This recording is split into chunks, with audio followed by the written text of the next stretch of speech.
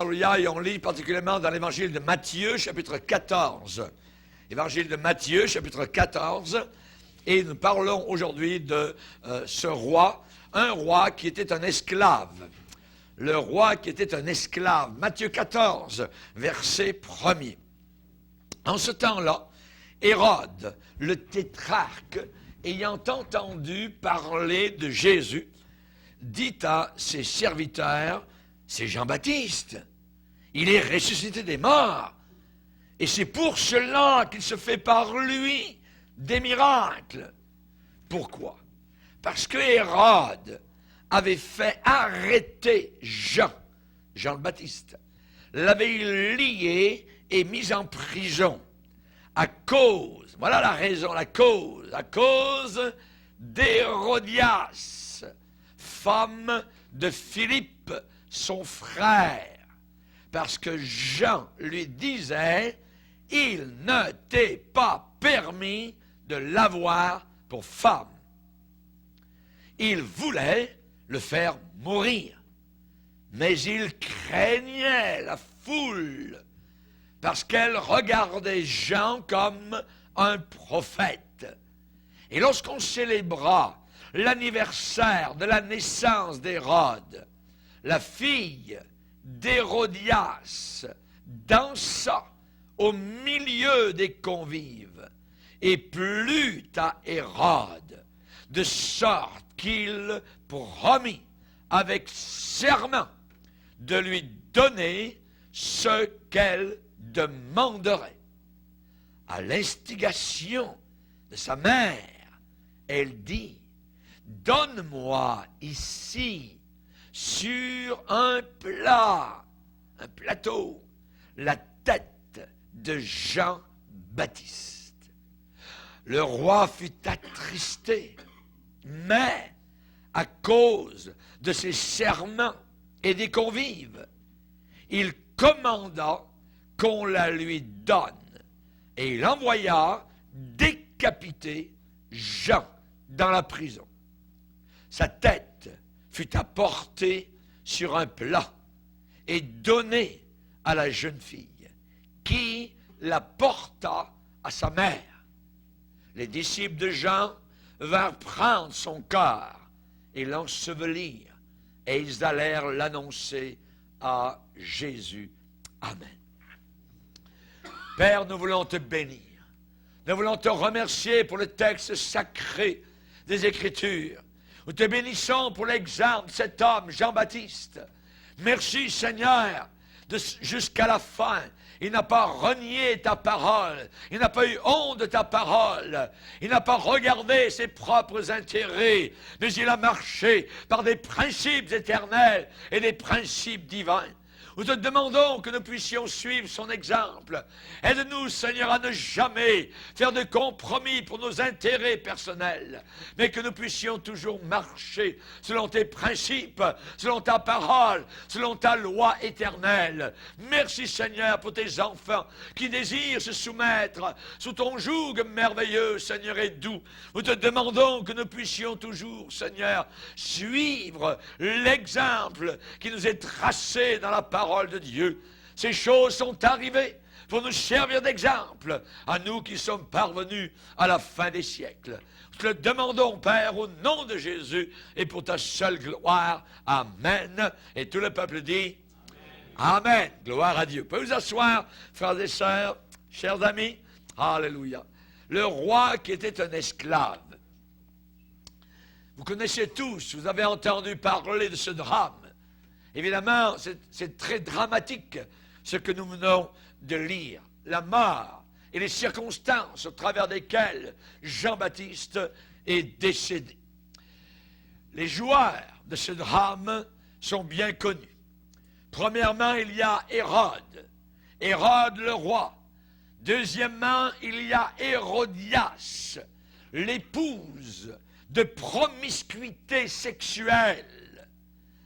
La troisième personne, c'est Salomé, la fille d'Hérodias, la fameuse danseuse. Et le quatrième personnage de ce drame, c'est Jean-Baptiste, l'homme de Dieu. C'est une histoire de courage, une histoire d'intrigue, une histoire de ficelle dans le palais royal, une histoire de convoitise, une histoire de meurtre de sang-froid. Très belle histoire pour Hollywood. Mais Hollywood n'aime pas tellement les histoires de la Bible. Je n'ai jamais connu, personnellement, le chapitre final de cette histoire, de cette tragédie, jusqu'au jour où j'ai lu un rapport historique d'un pasteur que j'apprécie et que je reconnais, Dan Betzer. Vous ne le connaissez pas, mais c'est un homme de Dieu dans le sud des États-Unis. Et il raconte comment il a lu dans sa bibliothèque l'histoire de la fin, justement, de certains personnages de l'histoire que nous venons de lire ce matin. Et je cite le rapport historique. Une forme humaine, une silhouette solitaire, s'avançait avec grande précaution sur la glace d'un lac gelé dans les montagnes de France. Un froid piquant et le vent frappait sans merci le corps fragile. La femme s'en allait vers la maison de ses parents qui vivaient en exil, en Gaule, l'ancienne France. Ses parents avaient été disgraciés par l'Empire romain. Cela se passait environ en l'an 39 après Jésus-Christ. Et soudain, la glace craqua sous les pieds de la femme. Elle essaya désespérément se tenir debout sur la glace du lac gelé. Mais elle tomba de tout son poids et la glace se rompit. Elle commença à couler dans l'eau glacée. Et alors qu'elle essayait désespérément de s'accrocher à quelque chose, son corps frêle et délicat cassa littéralement la glace. Et les bords de la glace étaient aussi aiguisés qu'un couteau. Et sa gorge fut coupée. Sa veine jugulaire fut rompue et sectionnée. Sa tête fut presque coupée. Elle mourut en un instant. Et son corps fut gelé, coincé, enfoncé contre le bord de la masse de glace qui avait été rougie par son sang cramoisi. Son nom, Salomé. La fameuse danseuse. C'est un long chemin, un très long chemin depuis le palais royal de Macaérus dans la région de la mer Morte en Israël, jusqu'à cette chaîne de montagnes lointaines en Gaule, la France actuelle. Un voyage fatigant, un voyage ennuyant, un voyage qui descendait depuis le trône jusqu'à la mort dans la glace. Là-bas en Israël, à Macaérus, dans le palais royal d'Hérode, Salomé, la jeune fille, avait apporté la tête du grand prophète de Dieu sur un plateau à sa mère méchante et vicieuse, impie. Elle avait un malin sourire, narquois, malicieuse. Mais là-bas, en France, en Gaule, l'ouverture de la glace fut son passage et son entrée, sa porte d'entrée vers l'enfer éternel, où Salomé rejoignit une autre femme assassin, meurtrière des prophètes de Dieu, la fameuse reine Jézabel, qui haïssait les hommes de Dieu. Naboth, elle l'avait fait tuer. Élie, elle voulait le tuer aussi. Elle est morte dans son sang, mangée par les chiens. Quand on a voulu enterrer Jézabel, il n'y avait pas assez d'os, de corps pour faire un enterrement décent. Les chiens l'avaient mangée, tel que le prophète de Dieu, Élie, l'avait déclaré. Chers amis, Dieu a dit, à moi la vengeance. Et Dieu nous dit, ne vous vengez pas vous-même. Laissez agir la vengeance. Dans le psaume 9, il nous dit que le Dieu que je sers est un Dieu vengeur. Il venge le sang et se souvient du sang versé. J'aimerais vous dire que tout sang qui a été versé injustement, Dieu s'en souvient. Et si la personne ou les personnes ne se repentent pas, elles en supporteront les conséquences, comme Jézabel, Salomé et les autres. L'histoire commence avec un roi. Le roi s'appelle Hérode, le tétrarque. Tétrarque. Vous connaissez le tétragramme. Le tétragramme dans la Bible, c'est 4 lettres imprononçables qui forment le nom de Dieu. Et nous avons mis des voyelles au milieu de ces lettres. Nous avons mis des consonnes au milieu de ces voyelles, parce que le nom est le tétragramme. Ça veut dire 4 lettres. Qui fait Jéhovah d'un côté, ou Yahweh, c'est imprononçable. Tétra, qui veut dire 4. Et Hérode était un roi appelé Hérode le tétrarque, qui veut dire qu'il gouvernait une 4e partie. Une 4e partie. C'est seulement, je dirais, Hérode gouvernait la 4e partie d'une région d'Israël. Il était un roi marionnette. Hérode était un roi pantin, un roi de papier. Hérode était un vassal de Rome. Les vrais gouverneurs, c'étaient les Romains, qui régnaient, leurs bottes régnaient en Israël. Mais ils avaient laissé Hérode gouverner une partie divisée de la Palestine. Évidemment, Hérode n'avait pas commencé d'une mauvaise façon particulière, mais très très vite, les pressions sont venues de milliers de façons autour de lui par toutes sortes de pressions, de méchanceté qui l'ont tourmenté, qui ont empoisonné littéralement ses pensées, et il est devenu un suppôt de Satan. Il est devenu le bras du diable, littéralement.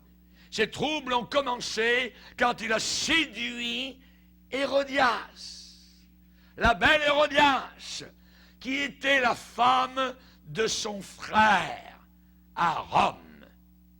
Il l'avait séduit et il l'a emmenée dans son lit. La Bible dit qu'il l'avait épousée. Aujourd'hui, il y a toutes sortes d'épousailles, voyez. Ça ne veut pas dire que Dieu approuve toutes les épousailles qui se passent aujourd'hui, voyez. Du temps de Noé, il est dit que les hommes se mariaient leurs enfants. Mais cependant, Dieu les a tous tués. Chers amis, quand l'histoire a été terminée totalement, elle s'est achevée avec un Jean-Baptiste décapité par l'épée d'Hérode, avec une Salomé décapitée par la glace d'un lac, par un royaume perdu, et l'empereur de Rome, Caligula, fils de Germanicus, a dépouillé totalement Hérode de son trône provincial. Il l'a banni en Europe pour le reste de ses jours. J'aimerais vous dire ce matin 4 choses. C'est que le péché est premièrement très contagieux. Le péché est une contagion. C'est un virus terrible. Ne faites aucune erreur vis-à-vis de cela. Ce n'est pas une rigolade, ce n'est pas une farce. La Bible dit, ne vous y trompez pas. Ça veut dire, ne faites pas d'erreur, parce que vous pourriez faire une erreur. Donc, la Bible insiste, ne vous y trompez pas. Ne faites pas d'erreur. Voyez, ne soyez pas séduits. Une fois que le péché a le pied pris dans la porte de votre vie, ça va commencer à se répandre comme un feu sauvage poussé par un vent très fort dans un champ de buissons bien sec. Comme une marée d'huile, comme une marée noire enflammée par le feu de l'enfer. Le roi David pourrait venir ce matin nous témoigner que c'est exact ce que je suis en train de déclarer. La tragédie de David a commencé quand il a vu tout d'abord la belle Bathsheba. Il l'a amenée dans sa chambre du palais royal.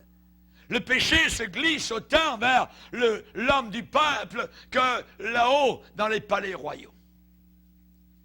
Et David l'a amené dans sa chambre et l'adultère s'est transformé rapidement en un meurtre au premier degré. La Bible nous donne la liste des hommes vaillants de David. Et parmi toute la liste, il y en a beaucoup. Et dans la liste, il est marqué Uri, le Hétien. C'était un homme fidèle à David. C'était un homme vaillant. Son cœur était sincère envers le roi David. Et le roi David a fait tuer un de ces hommes fidèles qui lui était associé. Abominable. Ce que le péché est capable d'accomplir. Ce que le péché est capable de faire. Ça peut vous faire trahir votre mère, ça peut vous faire trahir votre père, ça peut vous faire tuer vos enfants. Vous pouvez devenir patricide, matricide, vous pouvez devenir n'importe quoi à cause du péché. Le péché est un serpent. Et on voit que David, avec son péché d'adultère, de meurtre au premier degré, ce péché s'est répandu dans les membres, sa propre famille. Dieu est venu vers David et lui a dit, l'épée ne s'éloignera jamais de ta maison, parce que tu as méprisé l'Éternel. Tu as eu du mépris pour le Seigneur. Rendez compte? Et pourtant, un homme de Dieu, avec un cœur pour Dieu, qui avait méprisé Dieu, il a dû subir les conséquences. Il a été pardonné. Il est au ciel. C'est un homme qui s'est repenti profondément, dont nous lisons 2 psaumes qui sont imbibés de sel par les pleurs salés de David repentant, le psaume 32, le psaume 51. Mais il a dû subir les conséquences de son péché. L'épée ne s'éloignera jamais de ta maison, David, parce que tu m'as méprisé. Ne méprisez jamais le Seigneur. Ne prenez jamais à la légère la chose qui s'appelle péché. Éloignez-vous de cela. Nous voyons qu'il y a eu dans sa propre famille le viol de sa propre fille par l'un de ses demi-fils. Tamar a été violée par son demi-frère. Il y a eu le meurtre de l'un de ses fils par un autre de ses fils. Amnon a été tué par Absalom. Il y a eu la révolution dans son royaume. Son propre fils, Absalom, s'est levé contre son père et l'a mis à la porte. Imaginez. Il y a eu une guerre civile dans tout le pays d'Israël. Il y a eu la mort. Ce fils s'était rebellé contre son père avec 3 javelots qui ont planté son cœur. C'est abominable tout ce qui s'est passé dans la famille de David. La Bible dit, la convoitise, quand elle a conçu, quand elle a enfanté, quand la convoitise enfante, elle enfante le péché. Le bébé qui arrive, c'est le péché. Et le péché étant consommé, étant achevé, fini, voyez, produit la mort. La mort. La mort. Avant qu'il soit fini, le péché, avant qu'il soit consommé, il va ronger, il va rouiller chaque personne qu'il touche. Chaque personne qu'il touche. Ça n'existe pas une telle chose que faire ce que je veux, moi, tout seul. Ça n'existe pas, voyez. Faire sa propre affaire tout seul. Non, non, non, non, non.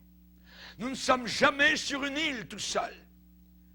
Vous faites partie certainement d'une famille. Nous faisons partie de la société. Nous faisons partie d'un cercle d'amis. Faisons certainement partie de l'Église, la famille de Dieu. Et ce que nous faisons affecte les autres. Affecte les autres. Alors portez en honneur le bon nom de chrétien pour ne pas déshonorer la famille de Dieu. Il y a eu des églises qui ont été totalement déshonorées, simplement par un de ses membres. Il y a eu le meurtre, le suicide de Judas Iscariote à Jérusalem. Ça donnait un coup à toute l'Église naissante à Jérusalem. Mais ils s'en sont relevés. Mais ça donnait un coup. Ça donnait un coup. J'aime vous dire que le péché que quelqu'un commet se reflètera sur tous ceux qui sont autour. On peut protester et dire qu'on peut vivre comme on veut. Les gens peuvent argumenter en disant « c'est ma propre vie, c'est à moi ». Les gens peuvent contester en disant « mon corps m'appartient, j'en fais ce que je veux ». J'aimerais vous dire, n'oubliez jamais qu'il y a une loi au-dessus de la vôtre. Il y a une loi au-dessus de ce que les hommes peuvent dire, voyez. Et cette loi est de première importance et elle a des dimensions éternelles. Cette loi déclare que le péché ruine, le péché détruit chaque personne et chaque chose qu'il touche. La Bible dit encore dans Proverbe, le péché fait la honte d'une nation. Jamais l'honneur. Ne croyez jamais la fierté du péché. C'est faux, comme l'enfer et comme son maître menteur, Satan. C'est une honte. Le péché fait la honte des peuples et des nations et des familles. Du temps des juges, il est dit, en ce temps-là, il n'y avait pas de roi en Israël. Chacun faisait ce qui lui semblait bon. Chacun faisait ce qui lui semblait bon. Un jour, un bonhomme a pris sa concubine et il l'a coupée en morceaux. Il l'a mis dans des sacs. Il a mis ça sur son âne. C'est abominable. Dans les juges, on voit des homosexuels parmi le peuple de Dieu. Abomination aux yeux de l'Éternel. Chacun faisait ce qui lui semblait bon. Oh oui, Dieu est avec moi. Dieu. Il ne suffit pas de dire que Dieu est avec moi pour que ça prouve que Dieu est avec nous. Il est dit, telle voie paraît droite à un homme, mais son issue, c'est la voie de la mort. Le bout, ce chemin-là, c'est la voie de la mort. Rappelez-vous, Saül pouvait désobéir, mais un beau jour, il a pris son épée et s'est suicidé. Rappelez-vous, Judas Iscariote était capable de vendre Jésus-Christ. Et Jésus a dit à son sujet, il aurait mieux valu qu'il ne soit jamais né. Jamais né. Ah! Quelle horreur. Quelle horreur. Le péché, la première chose, est très contagieux. Très contagieux. On a tellement parlé actuellement sur les droits de l'homme. Les droits de l'homme, qu'on a presque oublié la responsabilité de l'homme envers Dieu et envers son prochain. Ah, c'est mon droit, c'est mon droit, c'est mon droit, c'est mon droit. Monsieur le gouverneur, monsieur le gouvernement, mes droits, mes droits, mes droits. Voyez, les droits de l'homme. On a oublié les responsabilités. Toutes nos actions sont jugées. L'homme ne veut pas de compte à rendre, surtout pas à Dieu, qu'il renie, qu'il blasphème, mais il y en aura. On a des responsabilités envers notre famille. Et ces responsabilités envers nos familles excluent notre droit de vivre comme nous le voulons. La Bible dit, si quelqu'un ne prend pas soin des siens, ça veut dire de ceux de sa famille, il est pire qu'un infidèle. Déjà un infidèle n'a pas de foi, c'est déjà grave. Mais quelqu'un qui ne prend pas soin des siens est pire qu'un infidèle. Nous avons des responsabilités envers notre famille, nous avons une obligation envers notre femme, envers nos enfants, envers le reste des membres de nos familles. Et la parole de Dieu nous dit que même une fois grandis, nous qui sommes devenus adultes, mais qui avons des parents, eh bien, on a des comptes à rendre au Seigneur. Et si nous voulons être agréables au Seigneur, le Seigneur dit, eh bien, que nous apprenions à exercer la piété envers notre propre famille et à rendre à nos parents ce que nous avons reçu d'eux. Et la Bible ajoute, cela est agréable à Dieu. Amen. Les enfants doivent rendre à leurs parents ce qu'ils ont reçu d'eux. La première chose, c'est l'honneur. C'est l'honneur. Nous avons une obligation envers notre femme, nous avons une obligation envers nos parents, envers nos enfants, envers le reste des membres de nos familles, envers la société en général, de vivre droitement et dans la crainte de Dieu. La Bible enseigne en Proverbe 16, c'est par crainte de l'Éternel que l'on se détourne du mal. S'il n'y a pas de crainte de Dieu, on ne se détourne pas du mal. Voyez? Mais si on craint Dieu, on se détourne du mal.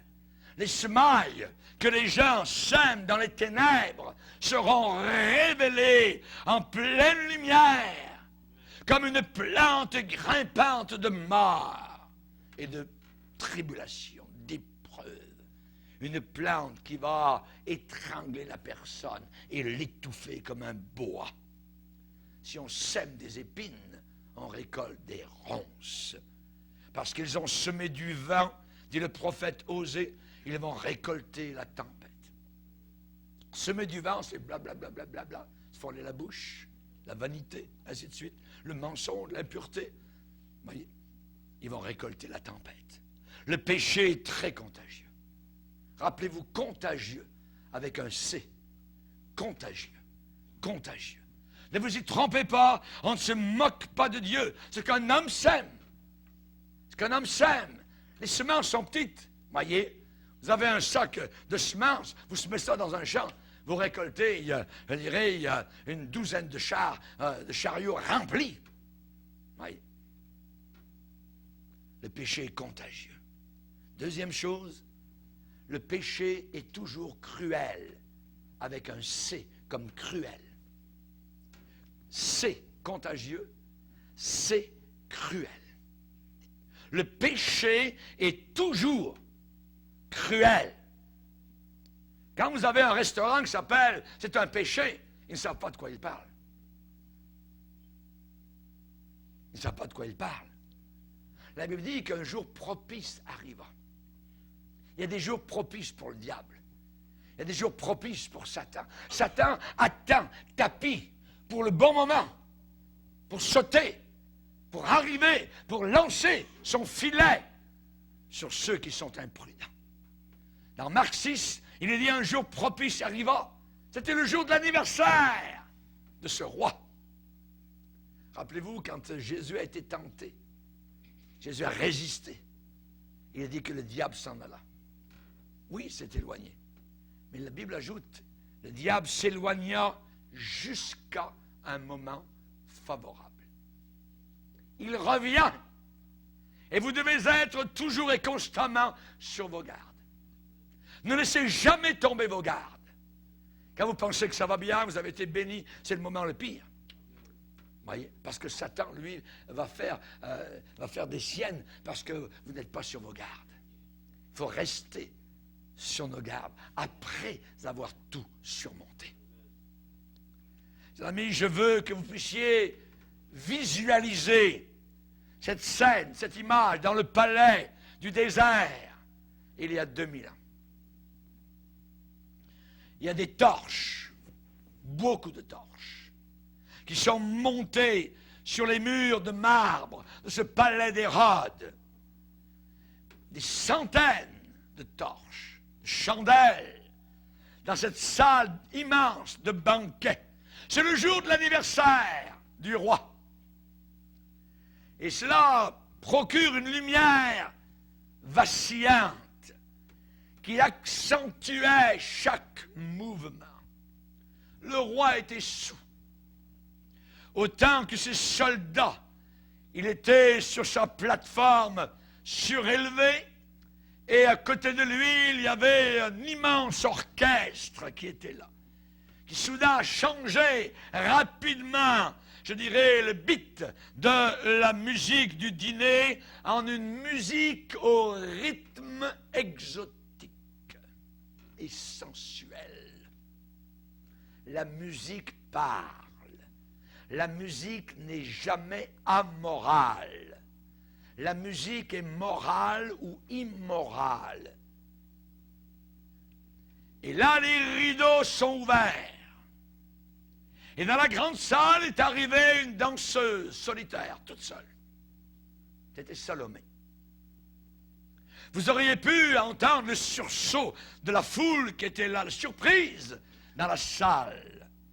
Pourquoi? Parce qu'à cette époque, c'était une exhibition extrêmement rare dans les jours anciens. Salomé, pour honorer le jour de l'anniversaire d'Hérode, avait volontairement accepté de montrer son corps devant des gens sous, là, dans le palais de Macaërus. La reine Vasthi, à une époque précédente, des siècles auparavant, lorsqu'on lui avait demandé de venir se présenter devant le roi Assuérus, alors que lui aussi était en fête et dans un état d'ébriété, il avait commandé que l'on amène la belle reine Vasthi pour qu'elle fasse un show de son corps. Et dans ses appartements, la reine Vasthi avait dit à celui qui lui avait donné le message, « Jamais !» Va dire au roi, « Jamais !» Vasthi, cette reine, avait refusé de montrer son corps devant ces hommes en état d'ébriété. Mais là, la belle Salomé avait dit yes. Et chacune des voilettes successives ont été enlevées et la convoitise d'Hérode s'est multiplié jusqu'au point où il n'a pas pu s'empêcher de prononcer des paroles qu'il allait regretter le reste de sa vie et qu'il regrette encore aujourd'hui, au moment même où je prêche dans l'enfer éternel, où il crie et il pleure et il gémit. Demande-moi ce que tu voudras, je te le donnerai. Tu es merveilleuse, ma belle-fille. Comme tu danses bien, mais c'est formidable. Même si c'est la moitié de mon royaume, je vais te le donner. C'est complètement. La jeune fille était rusée. La jeune fille avait été bien entraînée par sa mère.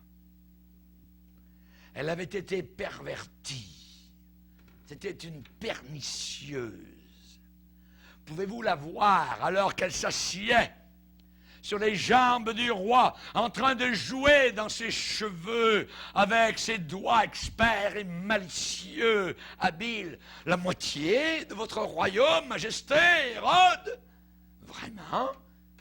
Mais je ne pourrai jamais vous demander cela, pas juste pour une petite danse. Non, non, non.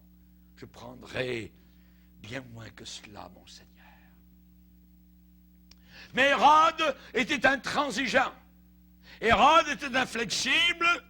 N'importe quoi, Salomé, n'importe quoi. Tu n'as qu'à le demander, c'est mon anniversaire.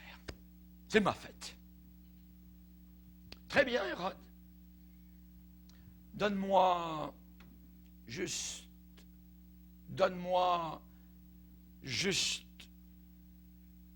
un beau plateau d'argent. Et sur ce plateau, je veux la tête décapitée de Jean-Baptiste. C'est ça que je veux. Je veux la tête de l'homme de Dieu. Ma mère le hait, moi aussi.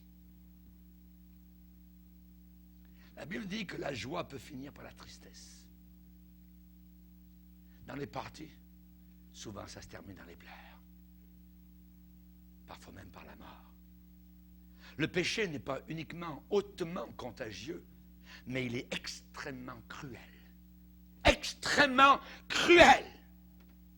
Partout où la cause de Jésus-Christ a été élevée dans ce monde, qu'est-ce que vous avez? Vous avez des écoles, vous avez des hôpitaux, vous avez des missions, vous avez des familles solides, vous avez une civilisation qui a été rehaussée. Mais là où l'on permet le péché, là où la promotion du péché se répand librement, est enseignée par des professeurs aujourd'hui et par des gouvernements corrompus, ce sont des famines. Ce sont des divorces par centaines. Ce sont des maladies. Ce sont des cœurs brisés. Le péché est très, très cruel. C'est le sida, c'est les MTS, c'est les maladies sexuelles, c'est les cercueils refermés, boltés et enfoncés dans la terre. Le péché est toujours cruel. Cruel. Jésus-Christ est le plus grand ami que nous pouvons jamais avoir. Mais Satan est votre ennemi le plus mortel. Satan n'a aucune once de bonté. Aucune. Aucune. Le péché, nous dit la Bible, produit la mort. Le salaire du péché, c'est la mort. Hérode, entendant ce que la jeune fille demandait, la Bible dit, a été attristé. Tiens, tout d'un coup. Oh, je ne pensais pas que tu demanderais ça. Mais, à cause des serments qu'il avait faits, peut-être qu'il avait juré devant tout le monde, voyez, ça a été fait public. Et les convives qui étaient là, qui avaient entendu, qu'est-ce qu'on ne ferait pas pour le monde? Voyez? Et voilà un party, voilà une soirée qui a tourné en exécution. En exécution. Une danse, petite danse, s'est terminée par une décapitation. C'était la danse de la mort. C'était la danse de la mort. Chers amis, avec une ouïe spirituelle, une personne aurait pu entendre le rire moqueur de Satan. Remplissant les voûtes, remplissant les couloirs, ce palais éloigné cette nuit-là. Rappelez-vous que le désir du diable, c'est toujours de blesser, de faire mal, de détruire, d'accuser, de tuer. Jésus a dit, le voleur ne vient que pour voler, détruire. Juste pour ça. Troisièmement, notre C, le péché coûte très cher. Coûte très cher. Nous avons un mot ici, dispendieux. C'est très dispendieux. Le salaire du péché, c'est la mort. Et le péché d'Hérode et d'Hérodias, n'oubliez pas, leur a coûté leur vie. Leur vie. Et leur péché a aussi tué Jean-Baptiste. Rappelez-vous, Abel a été tué par Caïn. Un homme bon a été tué par un méchant. L'homme bon est mort et l'homme méchant a continué à vivre juste quelques années pour ensuite descendre. Naboth, cet homme de Dieu, a été tué par Jézabel. sur des faux témoignages. Ici, dans le palais royal, la voix du plus grand homme né de femme, et c'est Jésus qui l'a dit, sa voix a été rendue au silence. Mais il parle encore, quoique mort. Alléluia. Ça allait coûter aussi la vie, la fameuse danseuse, Salomé, sur un lac gelé, des années plus tard, en France. La mort, la mort, la mort. La mort, la mort, la mort. La mort des rêves. La mort de rêves qui partent en fumée. La mort des foyers. La mort des mariages. La mort du talent. La mort des bébés. La mort, la mort, la mort par maladie sexuelle. Toujours la mort. Je me rappellerai toujours, dans un salon, quand j'étais à l'école biblique, nous avions fait de l'évangélisation et un jour, je suis rentré dans une maison et j'ai parlé à une femme. Elle m'a dit, venez à l'intérieur de ça. Il fallait aller assez loin pour aller jusqu'au fond. Et elle m'a dit, oui, vous parlez de quoi de ça? De Jésus, tout ça. Et dans la conversation, je lui ai demandé qu'elle accepte le Seigneur, tout ça. Et je lui ai lu un passage. J'ai dit, madame, un jour, vous allez faire face à l'éternité. Il y a un jugement qui s'en vient. Je vais vous lire un passage. Et j'ai lu le passage dans Apocalypse 20, où il est dit, les morts furent jugés selon leurs œuvres. D'après ce qui était écrit dans ces livres, la mer rendit les morts qui étaient en elle. La mort et le séjour des morts rendirent les morts qui étaient en eux. Chacun fut jugé selon ses œuvres. La mort et le séjour des morts furent jetés. C'est la seconde mort. Elle a dit, mais arrêtez, arrêtez. C'est la mort, je ne veux pas entendre parler de la mort. Pas de problème, madame? Au revoir. Elle ne voulait pas entendre parler. Je ne veux pas entendre parler de la mort. Vous voyez? La résistance intérieure de l'homme. Mais on doit faire face à cela. On doit faire face à cela. Les hommes furent jugés selon leurs œuvres.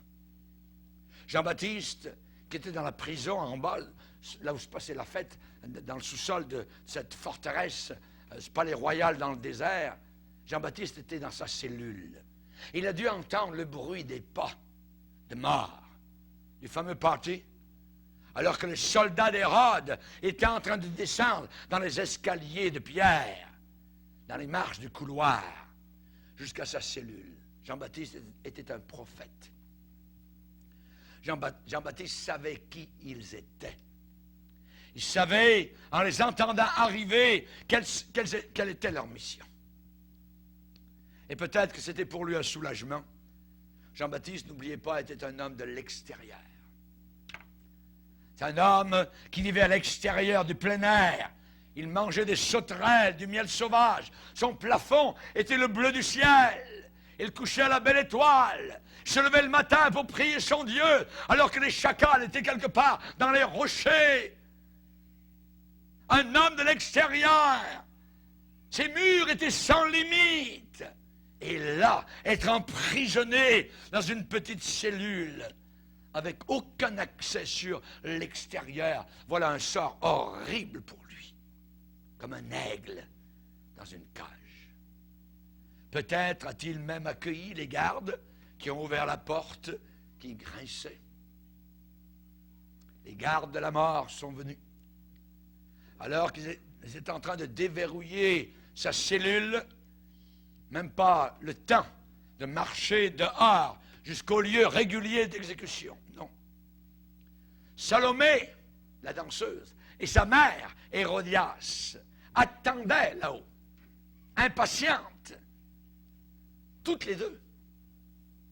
En bas dans la cellule, on a dit à Jean, « Penche-toi, Jean, ce sera fini dans un instant. » Et ça l'a été. La hache a descendu sur son cou en sifflant, et la vie du grand prophète a été éteinte. Et je peux peut-être entendre les paroles qu'il a laissées derrière lui, comme Paul, décapité à Rome. J'ai combattu le bon combat, j'ai achevé la course, j'ai gardé la foi. Alléluia. On pourrait parler à Hérode et dire, Hérode, quelle danse! Une danse très coûteuse, dispendieuse, hors de prix, Hérode. La moitié de votre royaume aurait été un petit prix.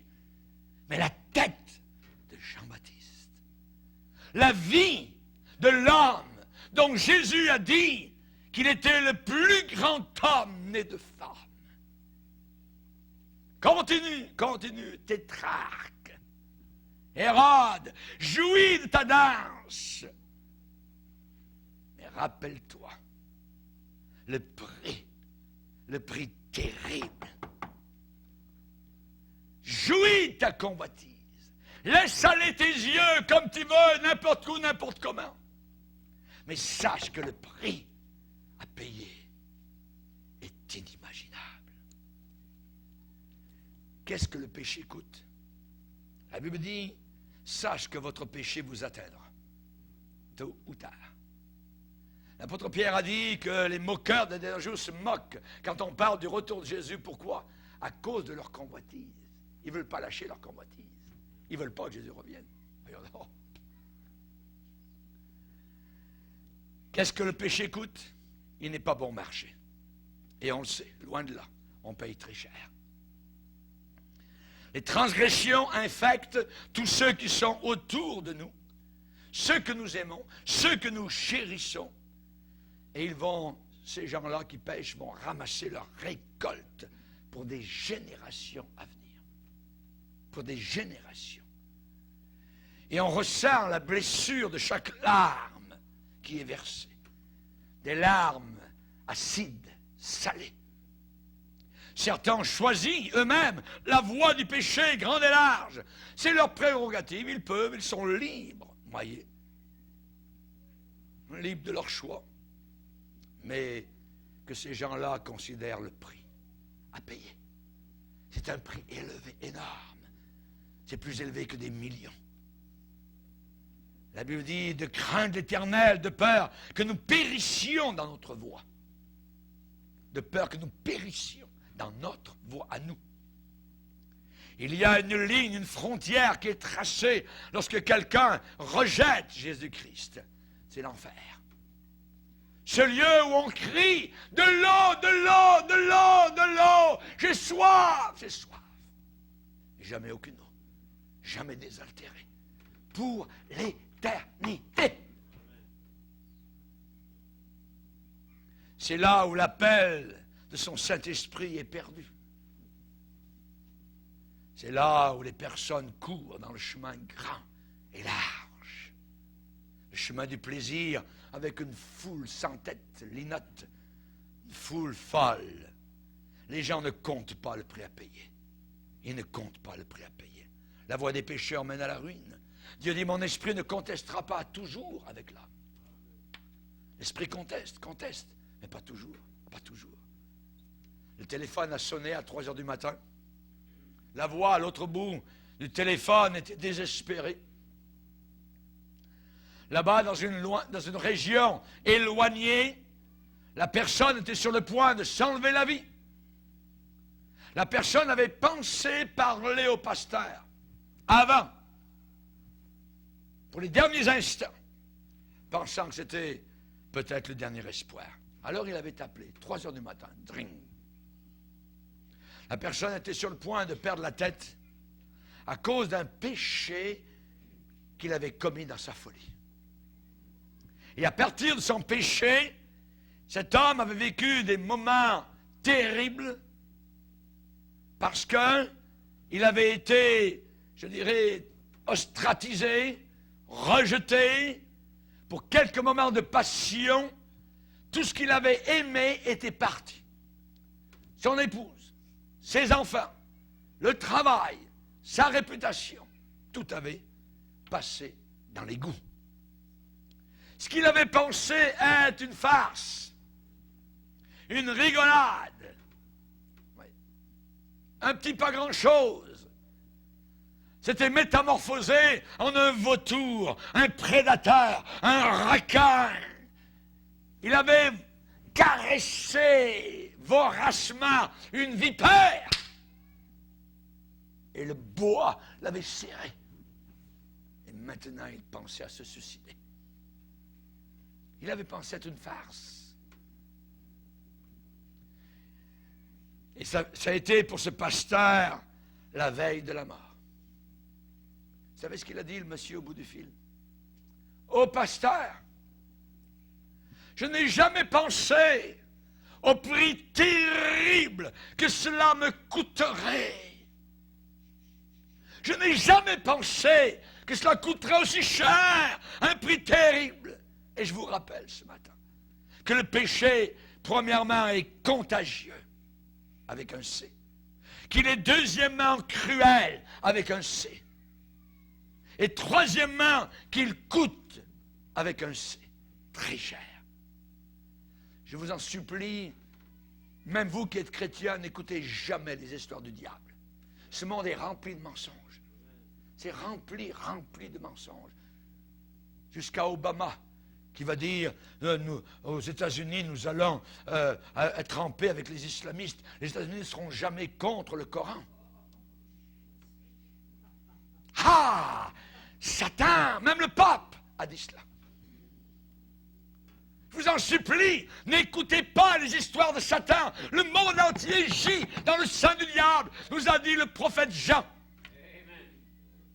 Le Satan est le menteur et le père du mensonge. Si des pécheurs veulent te séduire, mets ça de côté. Mets ça de côté. Peut-être quelqu'un pense faire quelque chose, ça va être contagieux. Ça va être contagieux. Et cela va contaminer tous ceux qui sont autour de vous. Et le sillage de vos actions sera cruel, terriblement cruel. Et troisièmement, ça va coûter très cher. Peut-être quelqu'un est sur le point de s'infliger une punition inhumaine à ceux que vous aimez. Le coût, le prix de vos actions, c'est la mort elle-même. C'est la mort elle-même. Pensez-y soigneusement. Ça peut arriver à un païen, ça peut arriver à un chrétien, ça peut arriver à un pasteur. Dernièrement, un missionnaire qui était en Asie, pasteur, enseignait la parole de Dieu depuis des années, arrivé en France, dans la région du sud de la France, s'est suicidé. Comment ça peut se faire? Comment cela peut-il se faire? Avec les gaz de la voiture. Missionnaire. Je peux vous dire que le péché est cruel.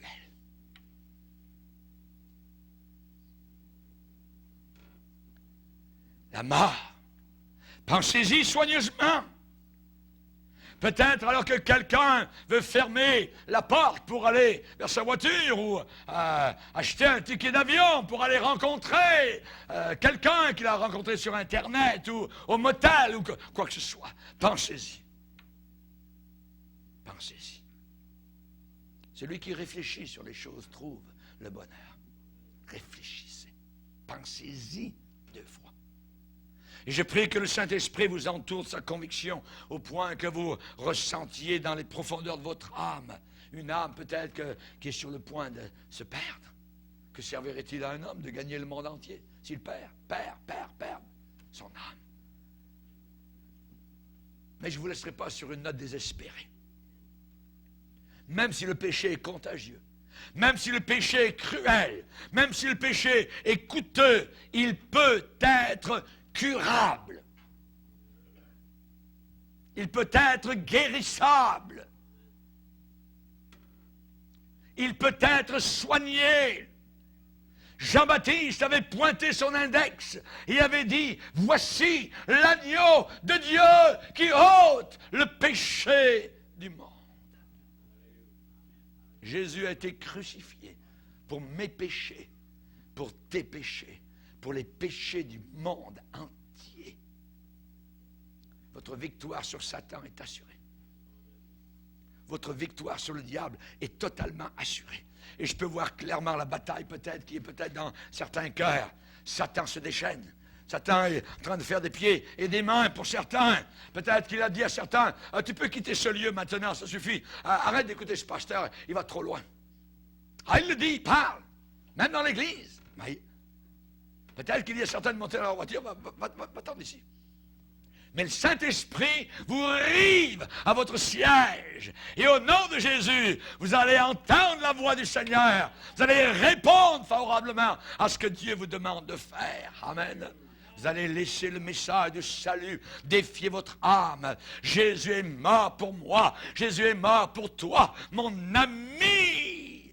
Ça a été un salut personnel. Ça a été une victoire personnelle. La Bible dit, le sang de Jésus nous purifie de tout péché. C'est lui que Dieu a choisi. Et c'est par son sang que nous sommes lavés, que nous sommes justifiés. Romains 5, nous sommes justifiés par son sang. Éphésiens 1er chapitre, la rédemption est par son sang. Le péché va vous détruire, mais Jésus-Christ va vous secourir. Alléluia. Gloire à Dieu. Merci Seigneur. Vous dites, oh, je crois ça. Très bien, croyez cela. Vous dites, je crois vraiment cela. Voyez. Mais il ne faut pas que ce soit uniquement avec votre tête. Il faut que ce soit avec votre cœur. Croire du cœur. C'est en croyant du cœur qu'on parvient au salut. Pas avec la tête, avec le cœur. Je crois qu'il est mort pour moi, pour mes péchés, à la croix du calvaire. Merci Seigneur. Amen. Alléluia. L'autre jour, j'étais en Angleterre en train de prêcher. Et juste pas très loin d'où j'étais, il y avait le musée maritime de Londres. Je suis allé visiter.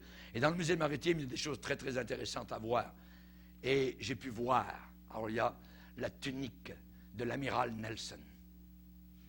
La tunique de l'amiral Nelson. Lorsque la France et l'Espagne, ensemble, de connivence, ont monté une armada au sud de l'Espagne pour combattre les vaisseaux anglais. La bataille a eu lieu là, à Trafalgar. Aujourd'hui, à Trafalgar Square, à Londres, il y a la statue de Nelson, l'amiral. Et pendant que la bataille a eu lieu, et alors que l'armada espagnole, franco-espagnole, était en face de lui, les bateaux anglais ont combattu, et les canons ont frappé, et ont frappé fort. Et durant la bataille, Nelson a reçu une balle dans l'épaule. Son sang a coulé sur lui. Et la victoire a eu lieu pour les Anglais. Et Napoléon a été défait. Et l'Angleterre n'a jamais été envahie à cause de la victoire de Nelson à Trafalgar, au large des côtes espagnoles. J'ai vu la tunique de Nelson avec le trou. La balle d'un sniper français a tiré au travers de la bataille navale et a atteint Nelson à l'épaule. Et on voit encore la même tunique avec le sang qui a coulé. C'était en 1805. 200 ans plus tard, on peut voir cela. Et Nelson a été ramené mort, ayant gagné la victoire. En Angleterre, il y a eu des funérailles nationales. Tout le pays a été galvanisé. Et l'enterrement qui a eu lieu à la cathédrale Saint-Paul de Londres, le drapeau français était là, déchiré, mais bien en vue. Parce que la France et l'Espagne ont été vaincus.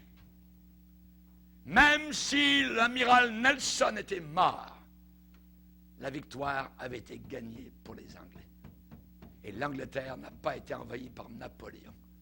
Les Anglais, à cette époque-là, en 1805, en octobre, ont demandé un jeûne national. Tous les Anglais ont prié Dieu et ont remercié Dieu pour la victoire de leur amiral mort. Chers amis, je me rappelle, il y a 2000 ans, mon amiral est mort à Golgotha. Mon amiral a été percé. Alléluia. Il n'avait même pas de tunique. Son corps a été percé. Il est mort dans la bataille. Un sniper venant de l'enfer l'a cloué littéralement. Et ma vie n'a jamais été envahie par mon Napoléon, par mon Satan. J'ai été délivré. Je suis sauvé. Même si mon amiral est décédé. Alléluia. Que Dieu soit glorifié. Il a vaincu le péché. Il a écrasé Satan. Que Dieu soit béni. Amen. Alléluia. Gloire à Dieu. Le drapeau flotte. Amen. Alléluia. Levons-nous ensemble. Que Dieu soit béni.